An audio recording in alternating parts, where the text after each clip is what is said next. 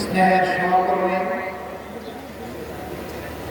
11 দলীয় অক্ষের অন্যতম শীর্ষ নেতা জাতীয় নাগরিক পার্টির আহ্বায়ক নাহিদ ইসলাম, বাংলাদেশ খেলাফত মজলিসের সম্মানিত আমির, বিশিষ্ট আলেম দ্বীন আল্লামা হযরত মাওলানা মোহাম্মদ হক, 11 দলের অন্যান্য নেতৃবৃন্দ,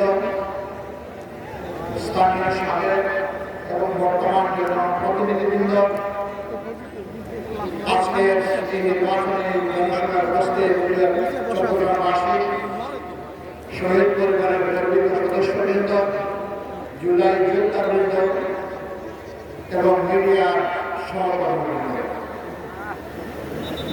আমার আগে মৌলিক কথাগুলো শোনার বলা হয়ে গেছে। আমি দুই চারটি কথা বলে আজকে বিদায় নেব ইনশাআল্লাহ।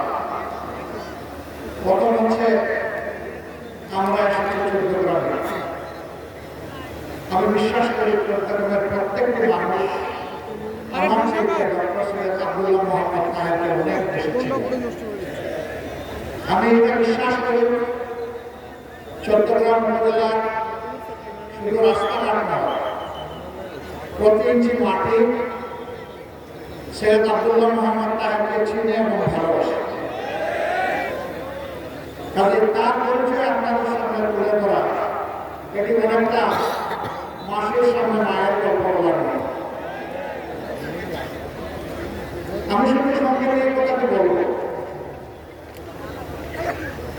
ইনশাআল্লাহ আল্লাহর উপর আস্থা রাখে, ভরসা রাখে, বলতে পারি যে বাংলাদেশের মানুষ একটা পরিবর্তন চায় এবং 13 তারিখ থেকে বাংলাদেশের মানুষ একটা পরিবর্তন দেখতে চাচ্ছে।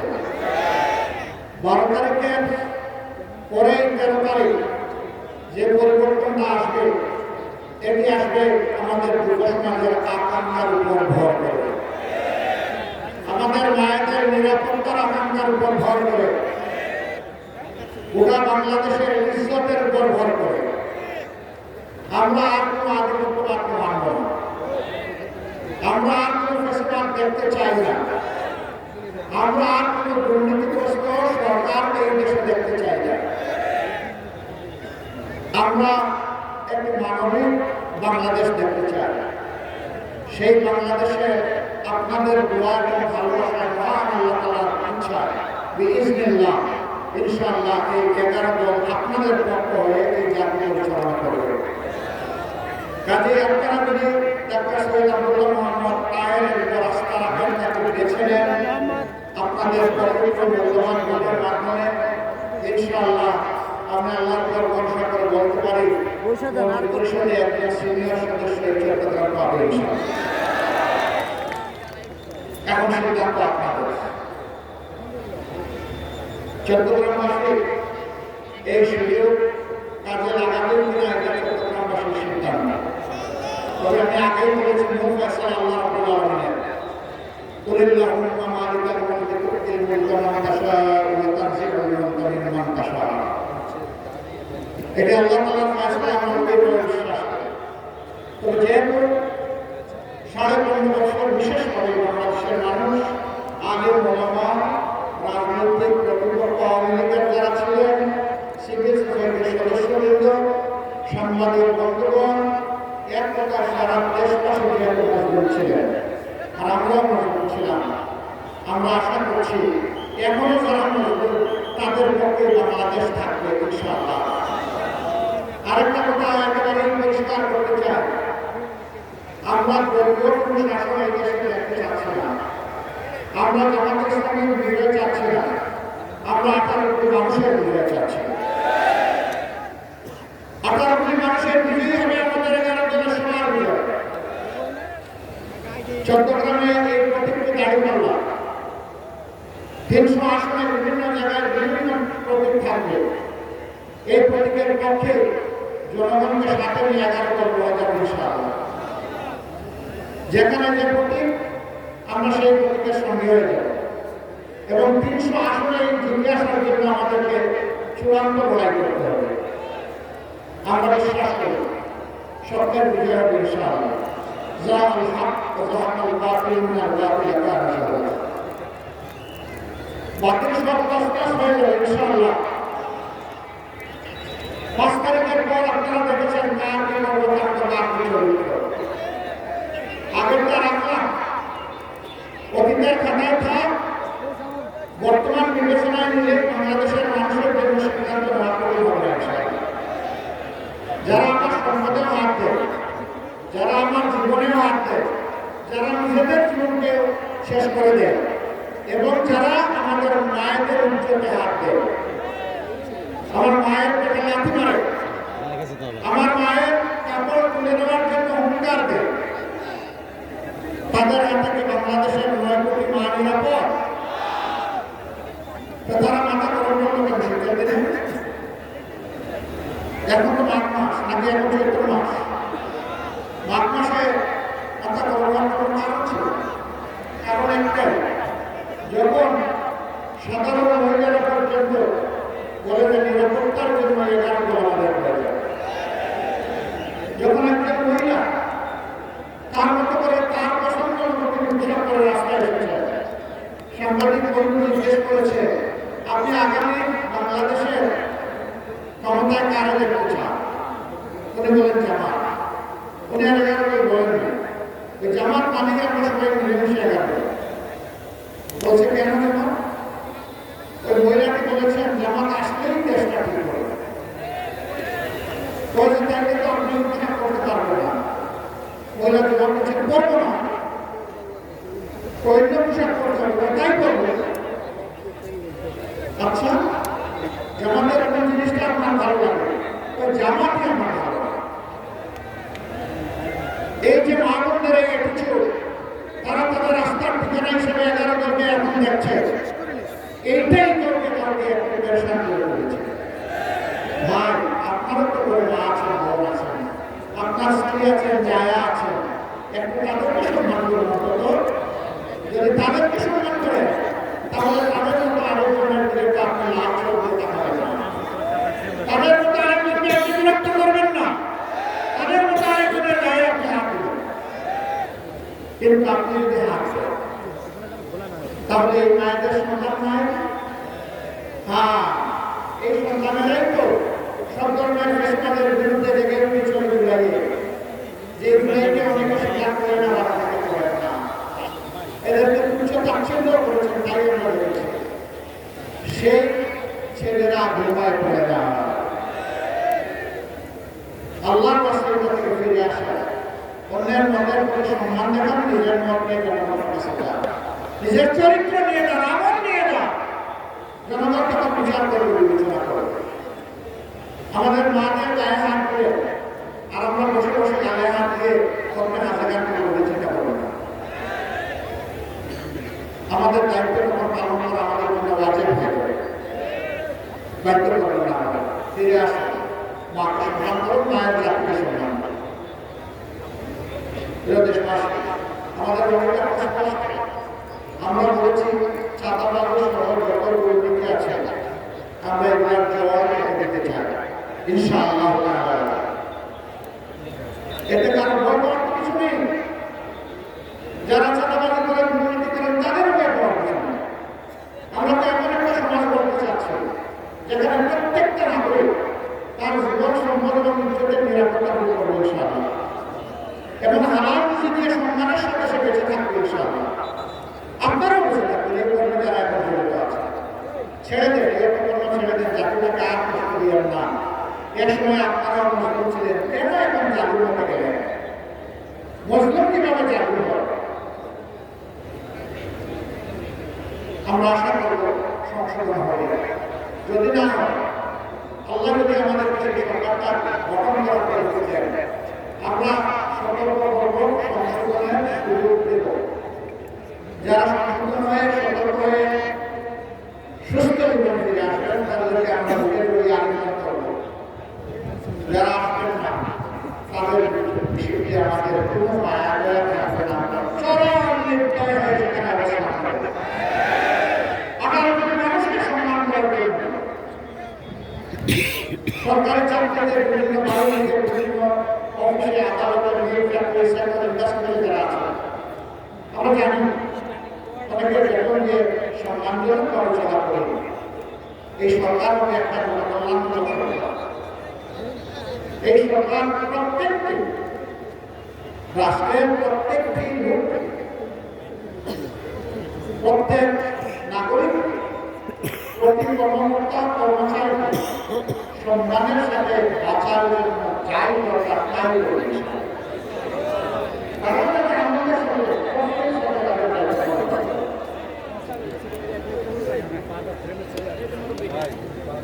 আমাদের ব্যাপারে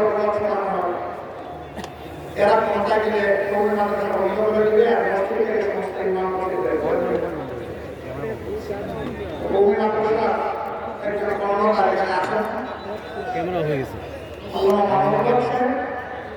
তিনি তো তার মানে বংশকে ধারা করে তিনি কৌমির একজন প্রতিনিধিত্ব করেন। এরকম আরো সবাই প্রায় আছে, তাদেরকে সাথে নিয়ে গিয়ে আমরা বহুমার শব্দ করব। এগুলো হলো মিথ্যা গুজব ছড়ানো, মানুষের মনে বিভ্রান্তি এবং সংশয় সৃষ্টি করে। তবে মানুষ খেতে খেতে এমন এক পর্যায়ে গিয়ে পৌঁছেছে এখন আর এগুলো কাটা করে মানুষ। আলহামদুলিল্লাহ, আল্লাহ যদি আমাদের সুযোগ দেন তাহলে কমে মাদ্রাসার বেফাক আয়াতুল কুলিয়াস সেই নেতৃত্বের সাথে বসবাস এই সরকারের প্রতিনিধিরা বসবে। এখানে তাদেরও প্রতিনিধিত্ব সরকার থাকবে, বসে কমে মাদ্রাসার উৎকর্ষ সাধনের জন্য যা করা দরকার তাই করে আমরা বন্ধ করব। এখন মূলত দিনী শিক্ষাটাকে ধরে রেখেছে কমে মাদ্রাসা। আমরা সেই দিন চাই আর আমরা নাকি কমে মাদ্রাসার বিরোধিতা করবো। আশ্চর্য সম্মানিত ভাইরা, যে যুব সমাজ ভবিষ্যতে যুদ্ধ করেছিল তারা কি বেকার কথার জন্য যুদ্ধ করছে? তারা তাদের অধিকারের জন্য যুদ্ধ করেছে। এই জন্য যে আবসায় রাস্তায় মনে বলেছিল ওই আমার অধিকার দেয় না, আমাকে একটা গুলি দেবে। সে নানা মিলে বলেছিল বুকের ভিতরে কোন ঝড় লোক কেটেছে গুলি কর। অধিকারের জন্য গুলি দিয়েছে, জীবন উপহার দিয়ে আমাদের মুক্তি এনে দিয়েছে তারা। আমরা সেই জুলাই যোদ্ধা মুসলিমদের প্রতি গভীর শ্রদ্ধা জ্ঞাপন করছি। হ্যাঁ, সারা 15 বছর ধরে তারা লড়াই করে মুসলিমাই দুনিয়া থেকে বিদায় দিয়েছেন এবং নির্যাতিত হয়েছেন, তাদের সকলের প্রতি আমরা শ্রদ্ধা করি। আমরা তার অবদান স্বীকার করতে চাই।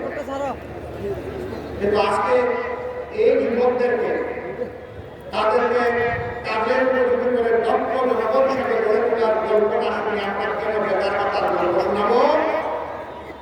এই যুবকরা তো আমাদের কাছে মিছিল করে এসে দাবি করছে না যে আমাদেরকে বেকার কথা দিতে হবে। এই যুবকদের হাতকে, যুবতীদের হাতকে ইনশাআল্লাহ আমরা দেশকে মজবুত কারিগরের হাতে পরিণত করবো। হাতে হাতে তাদের কাজ করে দেবো, সম্মানের কাজ। তারা সেদিন বলবে আমিও বাংলাদেশ। বাংলাদেশকে আমাকে দেখে চিনি না, চিনি না। আমরা সেই গর্বিত যুব সমাজ বলতে চাই। আরেকটা কথা একেবারে সাফ, আমরা এই বাংলাদেশটা যুব সমাজের হাতেই তুলে দিতে চাই। এই যুবকরা নারাজ থাকে, কেউ জবাব দিল না। কেমনি জবাব দিলে এত করে মিটিং আর তার উপরে আবার শরীরের চাপ, এটা আমার বাপ মাসে শক্তি আর থাকে। আমরা যুবকদের হাতে ইনশাআল্লাহ বাংলাদেশ তুলে দিতে চাই। এর প্রমাণ হচ্ছে যুবকদের সংগঠন আমাদের সাথে। এর প্রমাণ হচ্ছে আমাদের নির্বাচনী ক্যান্ডিডেট যাদেরকে করেছে তাদের 62 যুবক। এটাই জাতির প্রতি আমাদের বার্তা। এটি হবে তারুণ্যের বাংলাদেশ ইনশাআল্লাহ। এটি হবে যৌবনদীপ্ত বাংলাদেশ। যৌবন কোনো বাধা মানে না। হিমালয় পর্বত হলো আল্লাহর পর ভরসা করে নিয়ে যাবে ইনশাআল্লাহ। আমরা পিছনের দিকে কামড়াকামড়ি করবো না। পিছনের সকল ঐতিহ্যকে আমরা ধারণ করে সামনে এগিয়ে যাবো ইনশাআল্লাহ। আমাদের লক্ষ্য এখন শুধু সম্মুখ মানে, আমাদের লক্ষ্য জাতিকে ঐক্যবদ্ধ করে এগিয়ে যাওয়া। এই জন্য দলের ভিতরে দলকে অর্জন করার এই নীতিতে আমরা বিশ্বাস করি না। আমরা দলকে তার সম্মানের জায়গায় রেখে যার যার প্রতীকে 11টি দল নির্বাচনে আমরা অবতীর্ণ হয়েছি। আর আমরা ঘোষণা দিয়েছি প্রতীক যেখানে যেটা করবো ওটাই আমাদের সবার। আমরা এই জগৎকে একটা বার্তায় জাতিকে দিয়েছি, দিচ্ছি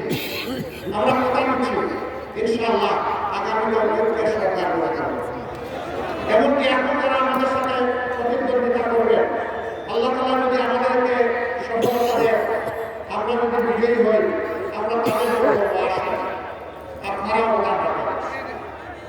শর্ত মাত্র নাম্বার 1, স্বীকার করতে হবে নিজেকে অপরাধ করবেন না, নিজেকে দুর্নীতি করবেন না, ব্যাংক ডাকাতি শেয়ার মার্কেট খুন করবেন না, জনগণের পকেটে হাত দিবেন না এবং কোনো দুর্নীতিবাজকে নিজের পকেটের তলে আশ্রয় দেবেন না। নাম্বার 2, সকলের জন্য সমান এবং ন্যায় বিচার নিশ্চিত করা হবে। ধর্ম বর্ণের কোনো রাজনীতি করা হবে না। এদেশের নাগরিক, এমনকি এদেশে বসবাস করে যে দেশের নাগরিক নয়, তারও ন্যায় বিচার পাওয়ার অধিকার আছে। সেই ন্যায় বিচারটা আমরা নিশ্চিত করব। কোনো রাজনৈতিক নেতা কিংবা দল বিচারের উপর হস্তক্ষেপ করতে পারবে না। একজন সাধারণ নাগরিকের কোনো একটি অপরাধের জন্য যে বিচার হবে, দেশের প্রেসিডেন্ট প্রধানমন্ত্রী তিনি যদি সমান অপরাধ করে থাকেন তাকে ছাড় দিয়ে কথা বলা হবে না। কারো জন্য বিচারের কোনো দায় মুক্তি ইম্পিউনিটি থাকবে না, এটা মেনে নিতে হবে। 3 নম্বর, যে জুলাইয়ের কারণে আজকে সবাই নির্বাচনী রেসে আমরা এসেছি, প্রতিদ্বন্দ্বিতায় রয়েছি, জনগণকে প্রতিনিধিত্ব করতে চায়, সেই জুলাইকে সম্মান করতে হবে। এই জুলাই সংস্কারের সকল প্রস্তাব বাস্তবায়নের অঙ্গীকার দিতে হবে। এই 3 জিনিস যারা মানবে তাদেরকে বুঝে যদি একসাথে আমরা বাংলাদেশ গড়ে তুলতে চাই। আমরা এই জাতিকে আর কোনোভাবে বিভক্ত করতে চাই না। ধর্ম, বর্ণ, গোষ্ঠী, পরিবার কারো স্বার্থ দেখবো না, স্বার্থ দেখবো 18 কোটি মানুষের বিষয়। সবার ভাইয়েরা, এদেশে শুধু মুসলমানরা বসবাস করি না, আরো 3 ধর্মের মানুষ বসবাস করে। আমরা তাদেরকে নিশ্চয়তা দিচ্ছি, কথা দিচ্ছি, আপনারা আপনাদের সকল ধর্ম অধিকার নিশ্চিন্তে পূর্ণ স্বাধীনতাকে আপনারা বলতে পারেন। কেউ আপনাদের স্বাধীনতার ব্যবস্থা করতে পারবে না। রাষ্ট্রের দায়িত্ব পালনে কারো ধর্ম দেখা হবে। সেই ক্ষেত্রে দেখা হবে বিভিন্ন কর্মকর্তা কর্মচারী যারা হবে বিভিন্ন জায়গায় যে তিনি এই কাজে যোগ্য কিনা এবং তার মধ্যে দেশপ্রেম আছে কিনা। এই 2 শর্ত পূরণ হলে উপযুক্ত কাজটি দিয়ে কোনো ব্যক্তির নাগরিকের কাছে চলে যাবে। শিক্ষা ব্যবস্থা আমরা আমল পরিবর্তন করতে চাই। এই শিক্ষা দিয়ে কিছু করা যাবে। Better education, better nation. Education যদি ভালো না হয়, ভালো একটা জাতি আমরা করতে পারবো। আমাদের এডুকেশন না করিয়া না করা কিছু আমাদেরকে কাবার করা যায় না। এখানে বড় পরিবর্তন আসবে ইনশাআল্লাহ। আজকে আর কথা বলা আছে আমি